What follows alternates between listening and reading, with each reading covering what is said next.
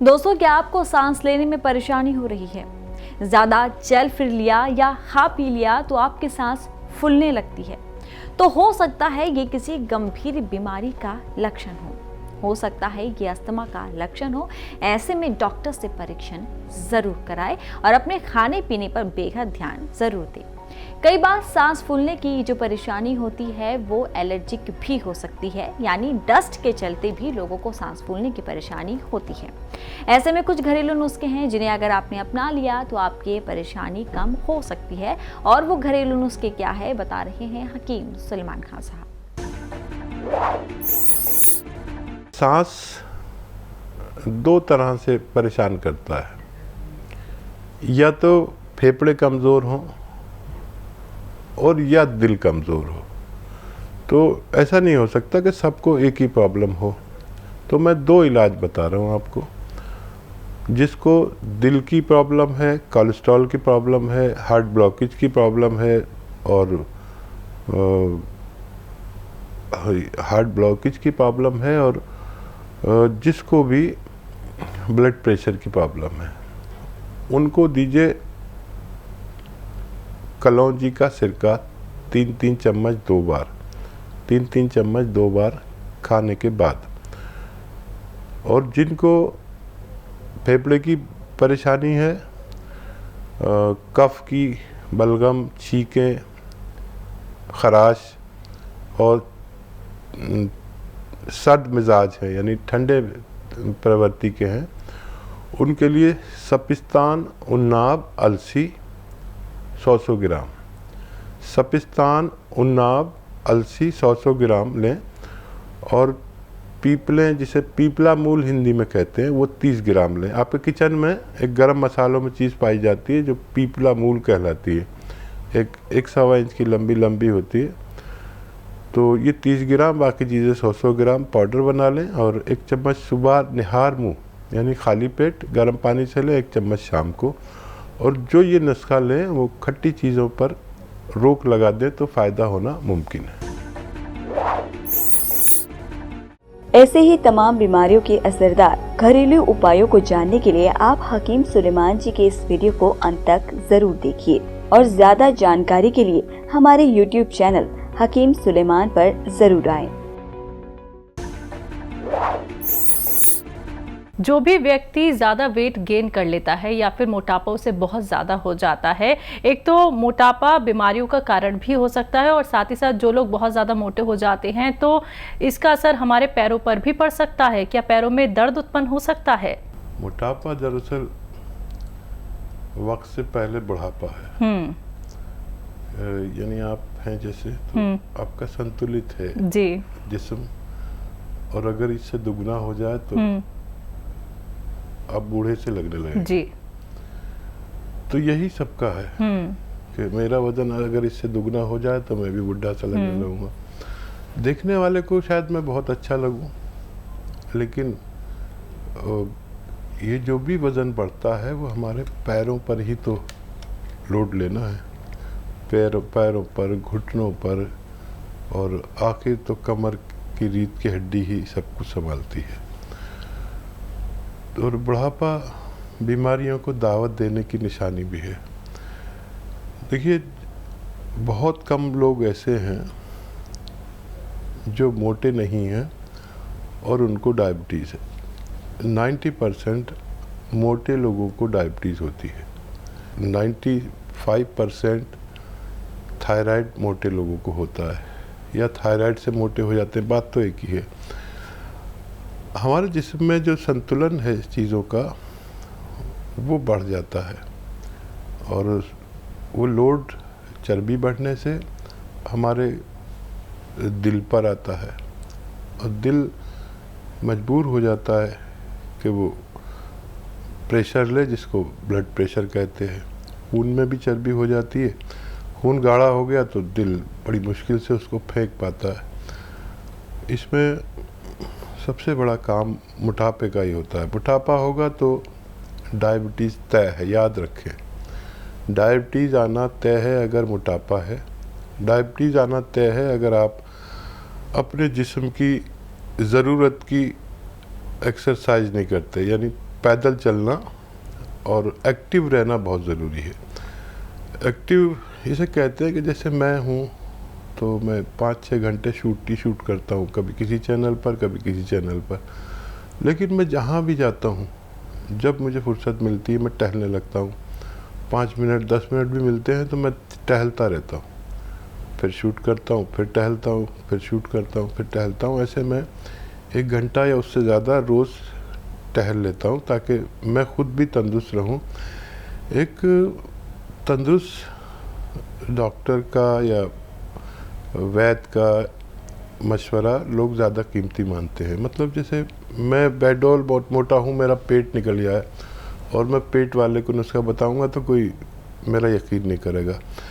मैं अगर मेरे बाल नहीं हो ये तो मैं किसी बग़ैर बाल वाले को मशवरा दूंगा तो वो कहेगा इसके तो खुद ही बाल नहीं है। तो सबको मशवरा देने से पहले हमें खुद को स्वस्थ रहना मुमकिन है। तो बिल्कुल दर्शकों, देखिए आप लोगों को अपना ख्याल तो रखना ही होता है, तभी तो आप लोग आगे किसी भी व्यक्ति को ये बता सकते हैं कि हमने ये नुस्खा अपनाया था, ये नुस्खा हमें हकीम साहब ने बताया था, तो आप भी इसका फ़ायदा उठा सकते हैं। लेकिन उसके लिए दर्शकों एक एक बात को लिख लीजिए, समझ लीजिए, कहीं पे भी कोई चूक नहीं होनी है। अगर कुछ लिखने से आप लोग छूट जाते हैं तो आप उसके लिए हमारे हेल्पलाइन नंबर पर बात कर सकते हैं। अगले कॉलर हैं नागपुर से राशिद, स्वागत है आपका। माफ कीजिएगा आशीष जी। हाँ जी आशीष जी बताइए। मैडम हमने आपके यहाँ ऐसे गोंद मोरिंगा और काला गोंद मंगाए हैं। हाँ, तो वो संधिवात के लिए काम आता है क्या? जी ये शुरू कर दिया आपने? हाँ कर दिया। और मैंने ये पूछ रहा था हकीम साहब कि मैं वो रॉड निकालने के बाद भी उसको ले सकता हूँ ना? ज़रूर ले सकते हैं, ज़रूर ले सकते हैं। और हाँ, जिसको भी अभी रॉड निकालना है मुझे। जी ठीक है। हाँ, संधिवात में इसको लेते हैं इस तरह से कि 1 चम्मच हल्की सी भुनी हुई अलसी ले लें 200-300 ग्राम, और उसको हल्का सा भून के पाउडर बना लें। और आधा ग्राम गौनसिया और 1 चम्मच अलसी का पाउडर जो हल्का सा आपने भून कर बनाया है, रोज़ाना 2 बार लिया करें तो संधिवात में भी फ़ायदा होना मुमकिन है। चलिए इसी के साथ अगली कॉलर हैं, बात कर लेते हैं। स्वागत है आपका। जी मधु जी। मैम नमस्कार। जी नमस्कार। और डॉक्टर साहब को मेरा नमस्कार। आदाब। मुझे दवा में आराम है, गोंदसिया खाते खाते डाइट होने 3 महीने हो गए, काफी आराम हो गया है। उनका बता दें थोड़ा। डॉक्टर साहब मेरे पंजों के पास में एक नस जैसी दबती है, हाथ तो ठीक हो गया लेकिन पंजों से कोई दिक्कत आ रही है। ये नहीं गुठुआ टाइप का होता है, तो जैसे पैर मोड़ के बैठते हैं तो उसके सहारे बैठते नहीं बनता है डॉक्टर साहब। और तो मुझे इतना आराम है, कम से कम 25 लोगों को ठीक कर दिया ये कमर दर्द और पैर दर्द को। मतलब अपना नुस्खा बता के लिखते भी जाते हैं आपकी दवाई सब।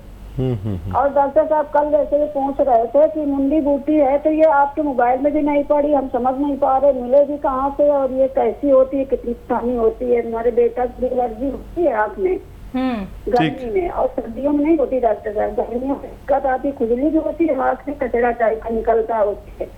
और नाती भी मेरा 5 साल का है इस समय, लेकिन उसके भी डॉक्टर साहब उसको भी खिला सकते हैं क्या? ठीक है। ठीक। 5 साल का बच्चा तो शायद मुंडी बूटी ना खा सके।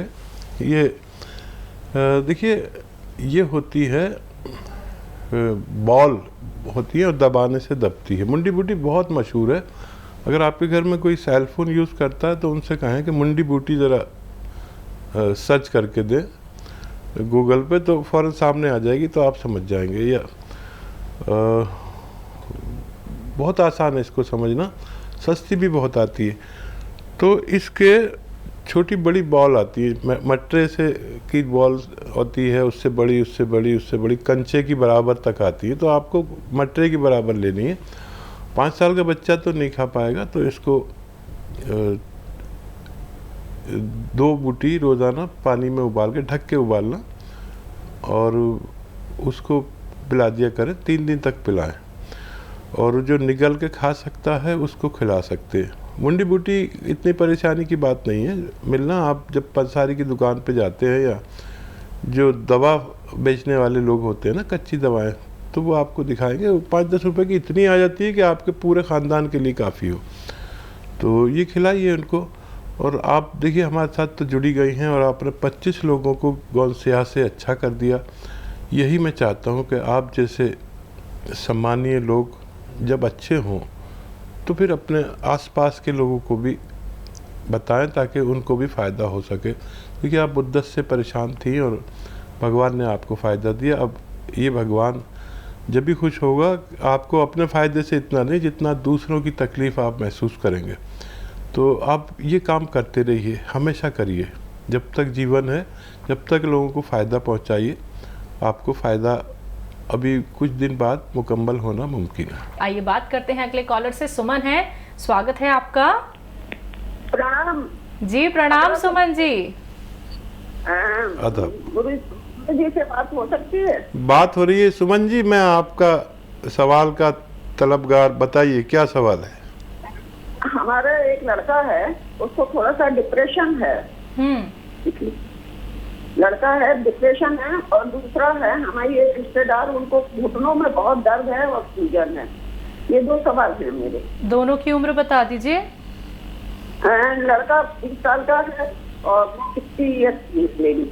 ठीक है, तो देखिए नुस्खा लिख लीजिए, बहुत आसान है।